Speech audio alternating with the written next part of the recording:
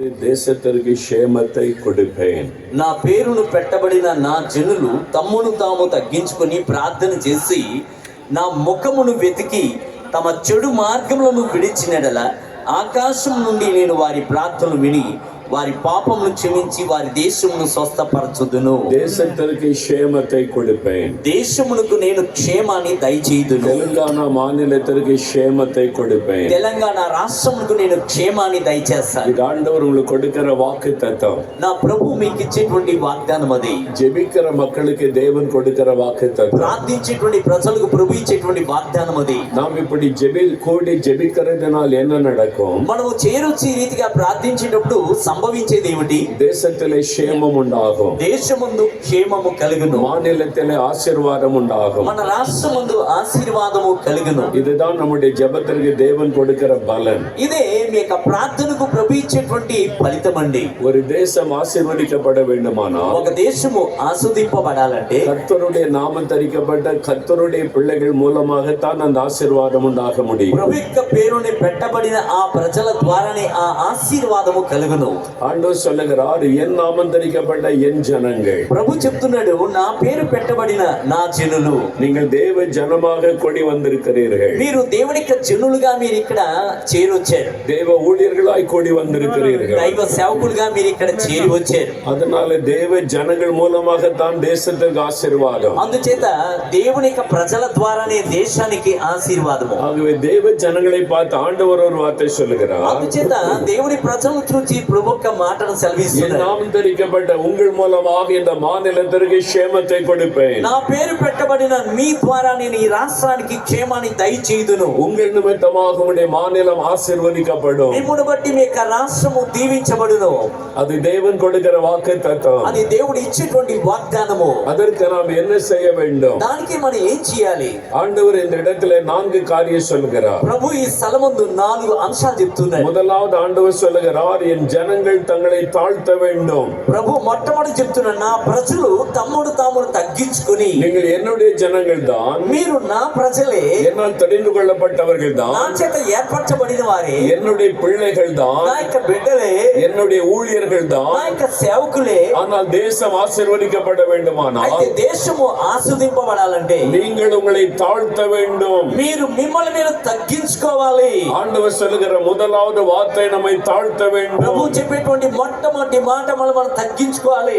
நம்மளை அறியாமலேயே நிறைய பெருமையான காரியங்கள் நமக்குள் வந்து விடுகிறது. మనకు తెలియకుండానే అత్యధికమైన అతిశయాలు మనలోకి వచ్చుచున్నాయి. சிலருக்கு தன்னுடைய ஜாதியை குறித்த பெருமை, కొంతమందికి తమ యొక్క కులాన్ని బట్టి అతిశయం, சிலருக்கு தன்னுடைய படிப்பை குறித்த பெருமை, కొంతమందికి తమ విద్యను బట్టి అతిశయము, சிலருக்கு தன்னுடைய பதவியை குறித்த பெருமை, కొంతమందికి తమ పదవులను బట్టి అతిశయము, சிலருக்கு ஆவிக்குரிய பெருமை. కొంతమందికి తమ ఆత్మీయతను బట్టి అతిశయము. பெருமை உள்ளவர்களுக்கு தேவன் எதிர்த்து நிற்கிறார். అహంకారులను దేవుడు గర్విస్తూ ఎదిరిస్తున్నాడు. தாழ்மை உள்ளவர்களுக்கு கிருபை அளிக்கிறார். దీనులకు తగ్గింపు గల వారికి ప్రభు కరుణిస్తున్నాడు. ஆகவே தேவன் எதிர்பார்க்கிற முதலாவது காரியம், కావున దేవుడు మన పట్ల ఎదురు చూచే మొట్టమొదటి అంశం, என் ஜனங்களாகிய நீங்கள் உங்களை தாழ்த்த வேண்டும் என்று சொல்லுகிறார். నా ప్రజలైన మీరు మొట్టమొదట మిమ్మల్ని మీరు తగ్గించుకోవాలని ప్రభు చెప్తున్నాడు. லூக்கா 18ஆம் அதிகாரத்தில் இயேசு ஒரு காரியத்தை சொல்லுகிறார். లూకా సువార్త 18వ అధ్యాయంలో యేసుక్రీస్తు ఒక మాట చెప్తున్నాడు. 2 பேர் ஜெபம் பண்ணுவதற்கு தேவாலயத்திற்கு போகிறார்கள். ఇద్దరు ప్రార్థించడానికి దేవుని యొక్క మందిరానికి వెళ్తున్నారు. 2 பேருமே ஜெபிக்க போகிறார்கள். ఇద్దరు కూడాను ప్రార్థించడానికి 2 వెళ్తున్నారు. பேருமே கர்த்தரை விசுவாசிக்கிறார்கள். ఇద్దరును ప్రభువును విశ్వసించున్న వారే. 2 பேருமே தேவனை நோக்கி ஜெபிக்கிறார்கள். ఇద్దరు కూడా దేవుని తట్టున ప్రార్థన చేయువారే. ஒருவனுடைய ஜெபம் கேட்கப்பட்டது, ఒకనిక ప్రార్థన ఆలకించబడింది, ஒருவனுடைய ஜெபம் கேட்கப்படவில்லை. ఒకనిక ప్రార్థన ఆలకించబడలేదు. இயேசு அந்த காரியத்தை சொல்லுகிறார். యేసు ఆ విషయాన్ని చెప్తున్నాడు. ஒரு மனிதன் தாழ்த்தி ஜெபம் பண்ணுகிறான். ఒక వ్యక్తి తను తాను తగ్గించుకొని ప్రార్థిస్తున్నాడు. ஆவியாக என் மீது இரக்கமாயிரும். పాపి అయిన నా పట్ల నువ్వు కనికరించుము ప్రభువా. அவன் தேவ சமூகத்தில் தன்னை தாழ்த்தினபடியால் అతడు దేవునికి సందు తన్ను తాను తగ్గించుకొని அவனுடைய ஜெபம் கேட்கப்பட்டது. అతనికి ప్రార్థన ఆలకించబడి. ஒரு மனிதன் ஜெபம் பண்ணுகிறான், ఒక మనుషుడు ప్రార్థిస్తున్నాడు, நான் அவனை போல அல்ல, నేను వాడి వంటి వాడను కాను, நான் ரொம்ப பக்தி உள்ளவன், నేను అత్యధిక భక్తిపరుడను, வேத வார்த்தைகளை நான் தியானிக்கிறவன், లేఖన వాక్యం నేను ధ్యానించువాడను, வாரத்துக்கு 2 முறை உபவாசம் பண்ணுகிறவன், వారములకు 2 సార్లు నేను ఉపవాసం ఉండువాడను, நான் எல்லாவற்றிலும் தசமமாக காணிக்கை கொடுக்கிறவன் నేను అన్నిటా దశమ భాగములు కానుకలు ఇచ్చువాడను என்று தன்னை குறித்து பெருமையாய் ஜெபம் பண்ணுகிறான். అని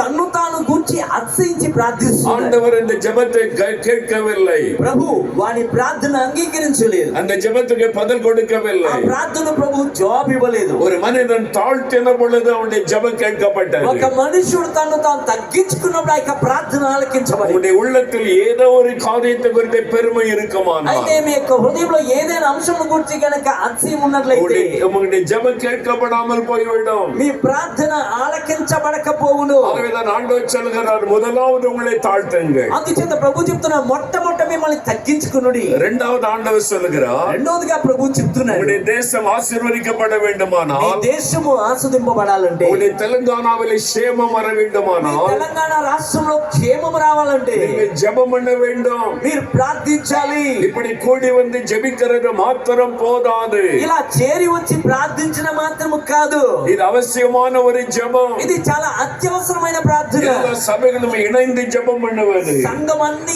ఏకమై ప్రార్థించుట, எல்லா தேவ ஊழியர்களும் இணைந்து ஜெபம் பண்ணுவது, దైవ సేవకులందరూ కలిసి ప్రార్థించుట, இந்த ஜெபம் தேவனுக்கு பிரியமானது. ఈ ప్రార్థన దేవునికి ప్రీతికరమైంది. ஆனால் இது மாத்திரம் போதாது, అందుచేత ఇది మాత్రం సరిపోదండి. உன்னுடைய தனிப்பட்ட வாழ்க்கையிலே ஜெபிக்க మీ வேண்டும், వ్యక్తిగత జీవితంలో ప్రార్థించాలి, உன்னுடைய குடும்பத்திலே ஜெபிக்க మీ வேண்டும், కుటుంబమందు ప్రార్థించాలి, உன்னுடைய சபையிலே ஜெபம் பண்ண మీ வேண்டும். సంఘంలో ప్రార్థించాలి. நாம் எதற்காக ஜெபிக்க வேண்டும்? మనం దేనికి ప్రార్థించాలి? 1 தீமோத்தேயு 2 அதிகாரம் 1 வசனம் சொல்கிறது, 1 తిమోతి పత్రిక 2వ అధ్యాయము 1వ వచనం చెప్తుంది, எல்லா மனிதருக்காக ஜெபிக்க வேண்டும். మనుషులందరికీ ప్రార్థించాలి. இந்த மாநிலத்திலே 4,19,00,000 மக்கள் இருக்கிறார்கள். ఈ యొక్క రాష్ట్రంలో 4,19,00,000 జనాభా సంఖ్య ఉంది. எல்லா மக்களுக்காக ஜெபிக்க வேண்டும். ప్రజలందరికీ ప్రార్థించాలి. 33 மாவட்டம் இருக்கிறது. 33 జిల్లాలు ఉన్నాయి. அத்தனை மாவட்டத்தில் இருக்கிற மக்களுக்காக ஜெபிக்க வேண்டும். ప్రతి జిల్లాలో ఉండేటువంటి ప్రజలందరికీ మనం ప్రార్థించాలి. ஏன் அவர்களுக்காக ஜெபிக்க ఎందుకు வேண்டும்? మనం వారికి ప్రార్థించాలి? எல்லாரும் ரட்சிக்கப்பட வேண்டும் என்று ஆண்டவர் விரும்புகிறார். అందరూ కూడా రక్షింపబడాలని ప్రభు కోరుచున్నాడు. எல்லாரும் సత్యத்தை அறிய வேண்டும் என்று ఆండவர் విரும்புகிறார். అందరూ సత్యమును ఎరగాలని ప్రభు కోరుతున్నాడు. 1 தீமோத்தேயு 2 அதிகாரம் 4 வசனம் சொல்லுகிறது,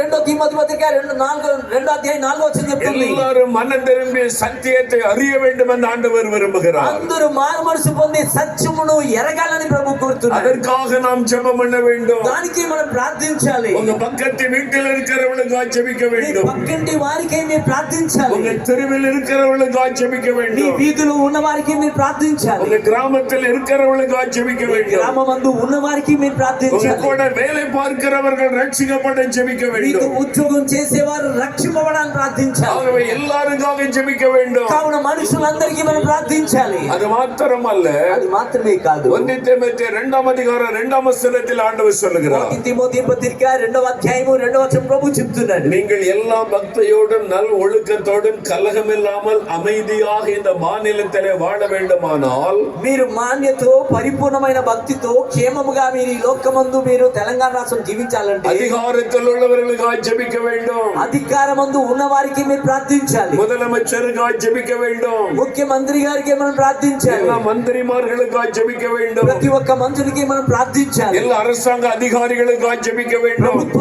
అధికారులందరికీ మనం ప్రార్థించాలి. அப்பொழுதுதான் தேசத்திலே அமைதி நல்வொழுக்கம் காணப்படும். అప్పుడే దేశమందు యొక్క సమాధానము నెమ్మది క్రమశిక్షణ ఉంటుంది. நாம் ஜெபிக்கும் பொழுது தேவன் அவர்கள் மீது ஆளுகை செய்வார். మనం ప్రార్థించినప్పుడు దేవుడు వారి మీద పరిపాలించును. தேவன் அவர்களை இந்த மாநிலத்தின் ஆசீர்வாதத்துக்காக దేవుడు பயன்படுத்துவார். వారిని రాష్ట్రం యొక్క ఆశీర్వాదంకై ప్రభు వారిని వాడుకొనును. நாம் ஜெபிக்க தவறும் பொழுது சாத்தான் அவர்களை பயன்படுத்த మనం கூடும். ప్రార్థించుటకు తప్పుచున్నప్పుడు తప్పిపోతే సాతాను వారిని వాడుకొనును. ஆகவேதான் ஆண்டவர் சொல்லுகிறார், அதிகாரத்தில் உள்ளவர்களுக்காக ஜெபம் பண்ணுங்கள். అందుచేత ప్రభు చెప్తున్నాడు, అధికారమందు ఉన్న వారికే ప్రార్థించుడి.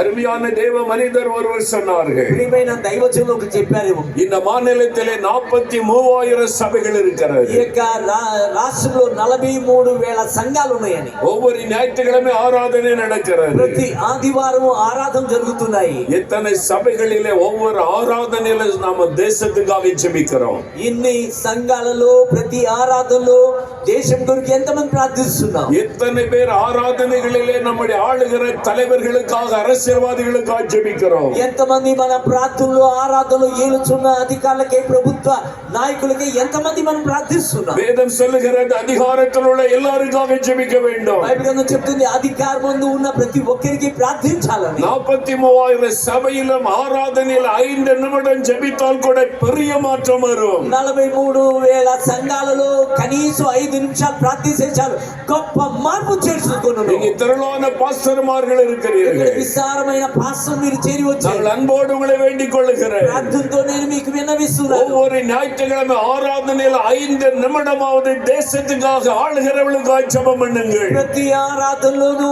ఆదివారపు ఆరాధనలో 5 నిమిషాలు దేశం కొరకు దేశం యొక్క ఏలికల కొరకు మీరు ప్రార్థించండి.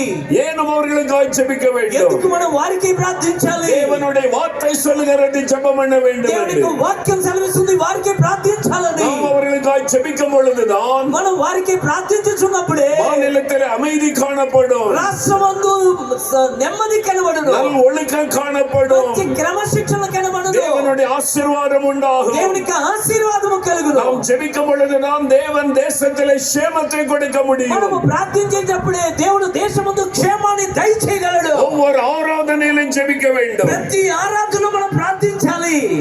ஒரு சில சபைகளிலே ஜெபிக்கிறார்கள். మరికొన్ని సంఘాలు మాత్రమే ప్రార్థిస్తున్నారు. எல்லா சபையிலும் ஜெபிக்க வேண்டும். అన్ని సంఘాల్లో ప్రార్థించాలండి. ஆனா எல்லா சபையிலேயும் అన్ని సంఘాల్లోనూ பிறந்த நாளுக்காக ஜெபிக்கிறோம், జన్మదినము కొరకు ప్రార్థిస్తున్నాం, கல்யாண நாளுக்காக ஜெபிக்கிறோம். వివాహపు దినాలకి ప్రార్థిస్తున్నాం. இந்த வாரம் பிறந்த நாள் கொண்டாடுகிறவர்கள், ఈ వారము పుట్టినరోజు జరుపుకునే వారికై, இந்த வாரம் திருமண நாள் ఈ கொண்டாடுகிறவர்கள், వారము వివాహ దినం జరుపుకునే వారికై வேறெல்லாம் வாசித்து சபையில ஜெபிக்கிறோம். పేర్లన్నీ ప్రకటించే సంఘాలు ప్రార్థిస్తున్నాం. அது தப்பு கிடையாது. అది పొరపాటని చెప్పట్లేదు. அப்படி ஜெபிக்கிறது நல்லது. అలా ప్రార్థించుట మంచిదే. ஆனால் எனக்கு ஒரு கேள்வி, కానీ నాకు ప్రశ్న, பிறந்த நாளுக்காக ஜெபிக்க நீ பைபிள் இருக்குதா? జన్మదినం కొరకు ప్రార్థించాలని బైబిల్ గ్రంథంలో ఉందా? கல்யாண நாளுக்காக ஜெபிக்க வேண்டும் என்று பைபிள் இருக்குதா? పెళ్లి రోజుకై ప్రార్థించాలని బైబిల్ గ్రంథంలో ఉందా? இல்லாத ஒரு காரியத்திற்கு தவறாமல் ஜெபிக்கிறோம். లేని వాటికే మనం తప్పక ప్రార్థించుచున్నామే. ஆனால் நீங்கள் தினமும் ஜெபிக்க வேண்டும் என்று ஆண்டவர் எழுதி கொடுத்த காரியத்திற்கு ஜெபிக்காமல் விட்டு விடுகிறோம். ప్రతి దినము కూడా ప్రార్థించాలని ఏ అంశంకై ప్రభు రాసిచ్చాడో ఆ విషయాన్ని మనం మానేస్తున్నామే. அதிகாரத்தில் உள்ளவர்களுக்காக ஜெபியுங்கள். అధికారమందు ఉన్న వారికే ప్రార్థించుడి. நம்முடைய தேசத்திலே சேமம் உண்டாகும், అప్పుడే మీ దేశమందు క్షేమము కలుగును, தேசத்திலே சமாதானம் உண்டாகும், దేశమందు సమాధానము కలుగును, தேசத்திற்கு தேவன் சேமத்தை கொடுப்பார். దేశమందు దేవుడు క్షేమాన్ని దయచేయును. தினமும் உங்களுடைய ஜெபத்திலே அதிகாரத்தில் உள்ளவர்களுக்காக ஜெபியுங்கள். ప్రతి దినము మీ యొక్క ప్రార్థన అధికారమందు ఉన్న వారికే ప్రార్థించుడి. ஆகவே தான் வேதம் சொல்லுகிறது ஜெபம் பண்ணுங்கள். అందుకే లేఖన గ్రంథం చెప్తుంది ప్రార్థించుడి. மூன்றாவது ஒரு காரியம் சொல்லப்படுகிறது. మూడవ అంశాన్ని చెప్ప